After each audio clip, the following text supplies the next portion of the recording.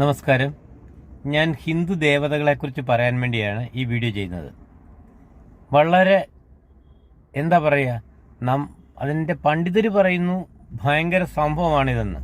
പക്ഷെ കാണുന്നവർക്ക് അരോചകമായി തോന്നുന്ന ചില കാര്യങ്ങളാണ് ഞാൻ പറയാൻ പോകുന്നത്. പ്രത്യേകിച്ച് മറ്റൊന്നുമല്ല, നമ്മൾ പറയാറുണ്ട് ദേവി അമ്മയാണ്, സംരക്ഷകയാണ് എന്നൊക്കെ പറയാറുണ്ട്. പ്രത്യേകിച്ച് ഭദ്രകാളിയെക്കുറിച്ച്, ഭദ്രകാളി ജനങ്ങളുടെ പ്രിയപ്പെട്ട അമ്മയാണെന്നാണ് പറയുന്നത്. പക്ഷേ എൻ്റെ ഒരു ഏറ്റവും വലിയ സംശയം ഇതാണ്, ദേവിയുടെ പല്ല് 2 നീണ്ടു നിൽക്കുന്നു. അതിനെന്നാ പറയാ, തേറ്റ. അതുപോലെ നാക്ക്, ദേവി എന്തിനാ എപ്പോഴും നാക്കും പുറത്തോട്ടിട്ടുകൊണ്ടിരിക്കുന്നത്?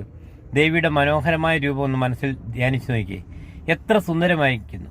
അതേസമയം ഈ പൈശാചികമായ രൂപമായിട്ട് നിൽക്കുന്ന ഈ രൂപം കാണുമ്പോഴത്തേക്ക് മറുജാതിക്കാരൊക്കെ എന്നോട് ചോദിക്കാറുണ്ട് ഇത് പിശാചാണോ എന്ന്. വിദേശ വനിതകൾ പോലും എന്നോട് ചോദിച്ചിട്ടുണ്ട്.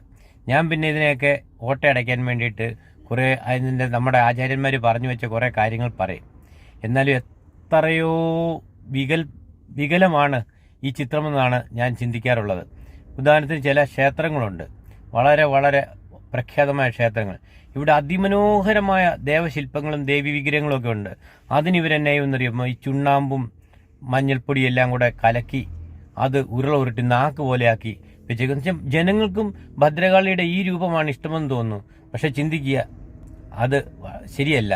നമ്മൾ ഉദ്ദേശിക്കുന്ന, നമ്മളെ അനുഗ്രഹിക്കുന്ന ഒരു രൂപത്തിന് തേറ്റയുടെയും നാക്കിൻ്റെയും ബീഭത്സത വേണ്ട. സൗമ്യതയുടെ വാചാലമായ സൗന്ദര്യമുള്ള അതിമനോഹരമായ അമ്മസങ്കല്പത്തിലേക്കായിരിക്കണം നമ്മുടെ ഈ ചിന്ത.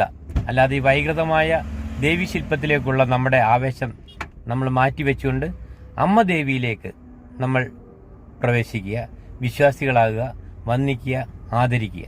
അതല്ലേ നല്ലത്?